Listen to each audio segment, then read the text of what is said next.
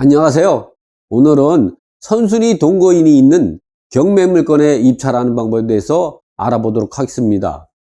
우리가 기본적으로 선순위 전입세대원이 있는 경우 별도로 대항력이 발생하게 된다면 그 보증금에 대해서 인수를 하게 되니까 그런 위험성 때문에 우리가 조심을 하지만, 선순위 동거인이 있는 경우는 또 어떠한 경우냐, 대개 채무자 겸 소유자의 동거인이라든가 임차인이 동거인인 경우, 그럴 때에 이 동거인도 별도로 대항력이 있느냐, 이런 문제에 대해서 우리가 아주 알아볼 필요가 있거든요.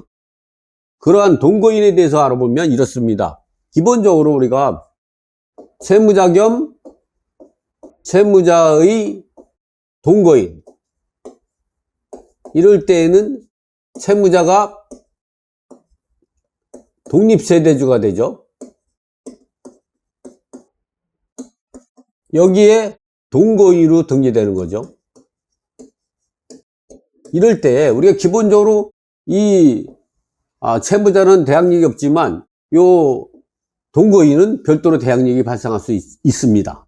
또 이번에는 뭐냐면, 임차인이 독립세대로 있고 여기에 임차인이 동거인으로 있는 경우가 있죠.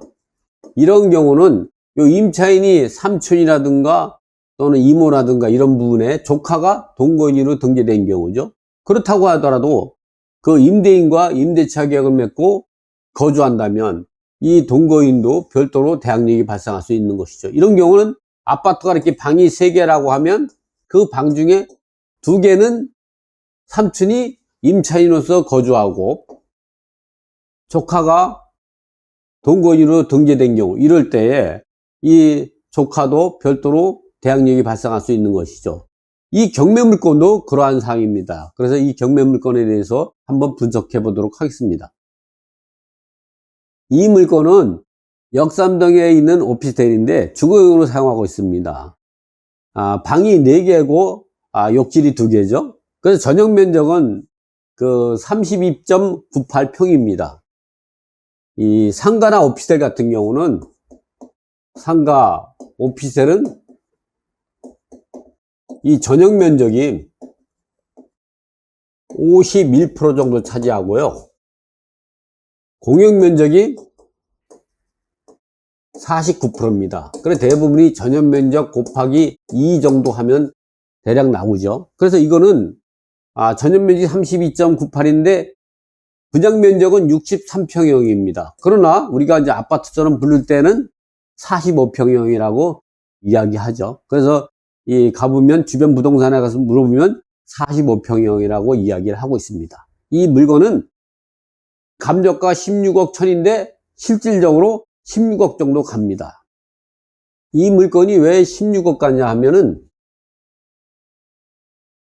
지도에서 보듯이 이렇게 선정역하고 그 다음에 그 언주역 사이에 있는 그 오피스텔이기 때문에 주거용으로 쓸 수가 있고, 그래가지고 삼성동이라든가 강남역이라든가 이런 곳에서 입주해서 이 생활하려고 하는 사람들이 수요가 많기 때문에 가격이 이 정도 갑니다. 그리고 특히 방이 4개에다가 이제 욕실이 2개다 보니까 주거용으로 충분히 쓸 수가 있고, 그래서 전세로 놓으면 한 10억 정도, 그리고 월세로 놓으면 한 500만 원 정도 받을 수 있다는 것이 주변 부동산의 전언입니다.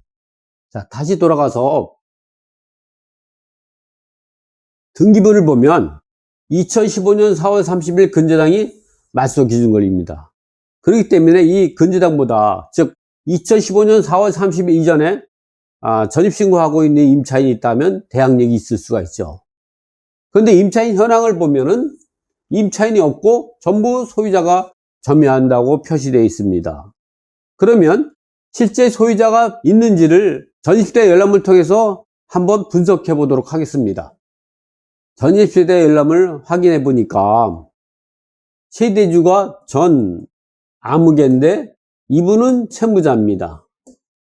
채무자 겸 소유자죠.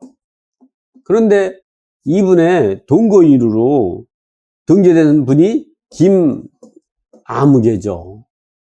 근데 이분이 가족관계라고 하면 동거인으로 표시되지 않습니다. 가족관계일 때는 채무자 겸 소유자의 세대원으로 등재되고 이 사람만 표시가 되죠.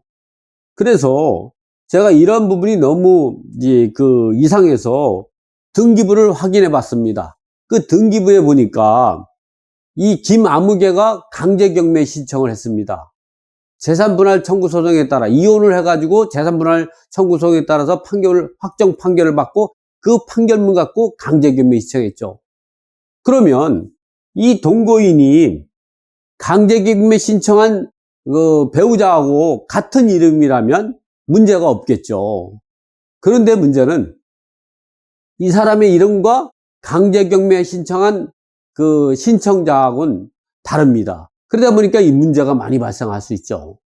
그래서 제가 이런 내용들을 어떻게 확인했냐면 그 관리사무소 가니까 이 관리사무소에서는 김아무개가 이 배우자랍니다. 이번에는 그런데 왜 동거인으로 등재됐냐?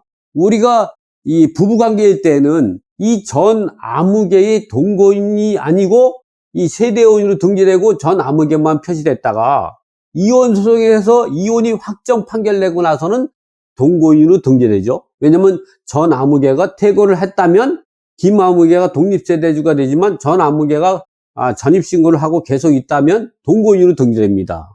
근데 문제는 왜 그러면 동거인의 이름하고 경매 신청한, 즉 이혼 소송에 따라서 확정 판결 받고 강제경매 신청한 사람이 왜 이름이 다르냐? 관리사무소 갔더니 이름을 개명했다 합니다. 그래서 이 물건에 대해서는 대항력이 없겠구나. 그런 판단을 했죠. 그럼 이런 내용들이 우리가 동거인이 어떻게 대항력이 발생하느냐, 이 동거인은 어떻게 등재가 되느냐, 이런 문제를 별도로 제가 설명을 해보도록 하겠습니다. 전입세대 열람 시 반드시 동거인 폼에서 발급받아야 하는 이유에 대해서 설명해 보도록 하겠습니다. 우리가 경매 사건에서는 동거인을 확인하지 않고 해서 동거인이 대항력이 발생해서 낙찰자가 손해보는 경우가 종종 발생하죠. 그래서 이 세대주와 주민등록 등본상 동일 세대원은 세대주의 배우자, 직계 존비속, 형제 자매, 그리고 직계 혈족이 배우자, 배우자의 직계 혈족 및 배우자의 형제 자매처럼 민법상 가족이 범위 내에 있는 사람을 말합니다. 이럴 때에는 이 세대주의 동거인으로 등재되는 것이 아니라 세대원으로 등재되니까 전입세대 열람을 띄면 이 세대주만 나오게 되고 나머지는 확인할 수가 없죠. 이번에는 동거인은 어떤 의미를 가지고 있느냐, 즉 사전적 의미는 이렇습니다. 한 집이나 한 방에서 같이 사는 사람이지만 주민등록법상 동거의 의미는 주민등록표에 가족에 포함되지 않는 사람, 즉 가족이 범위를 벗어나는 사람이죠. 이런 사람이 동거인으로 등재됩니다. 이럴 때에는 그 동거인도 별도로 대항력이 발생하죠. 그나마 다행인 것은 최근 들어 전입세 열람을 발급받으면 도로명 주소, 집원 주소, 동거인 포맷 내역까지 한 장으로 발급하도록 법이 바뀌었습니다. 그렇다고 하더라도 우리가 실수하지 않기 위해서는 전입세 열람을 할 때에는 도로명 주소, 집원 주소, 그리고 동거인 폼에서 한 장으로 볼 수 있도록 발급해 주세요. 이런 내용을 꼭 확인하는 것이 중요하죠. 이 세대주와 동거인 관계가 가족 관계일 때의 세대의 합과의 위험성에 대비하라. 동거인이 먼저 전입신고를 하고 있는 상태에서 동거인과 세대주가 합과하게 되면 가족관계의 범위 내에 있을 때에는 동거인이 전입일자가 최초 대항력이 발생하는 시점으로 소급되게 됩니다. 그렇기 때문에 이런 것들을 우리가 전입세 열람 시적 세대의 합과의 위험성에 조심해야 되는 거죠. 왜냐하면 이 동거인이 최초로 대항력권을 갖춘 시점으로 세대주가 나중에 입주했더라도 대항력이 발생할 수 있는 것이죠. 자, 이번에는 동거인 관계가 가족이 아닌 경우 별도로 대항력이 발생할 수 있다. 주민등록상 신고인은 전세대원 혹은 일부 독립세대가 매매계약서 또 임대차 계약서 등을 제시하면 동거인으로 타세대 전입신고 시는 그 타세대 세대주의 인적사항을 기재한 후 도장을 날인받은 전입신고서를 제출하면 된다. 이때 임차인은 임대차 계약서의 확정일자를 부여로 받을 수 있다. 이렇게 임차인이 독립세대를 구성하지 않고 임대인이나 다른 세대의 동거인으로 등재된 경우에도 역시 대항력이 발생할 수 있죠. 즉, 대항력은 독립세대로만 대항력권을 갖춘 경우만 대항력이 발생하는 경우가 아니라 가족이 아닌 제3자가 임대차 계약하고 동거인으로 대항력권을 갖춘 경우에도 대항력이 발생할 수 있죠. 그래서 우리가 임대차 계약에 관한 이해관계에는 경매 절차에도 당해 임차주택이 소재지에 전입신고가 되어 있는 세대원 전원이 나타나 있는 주민등록번과 전입신고 대장을 모두 확인할 필요가 있죠.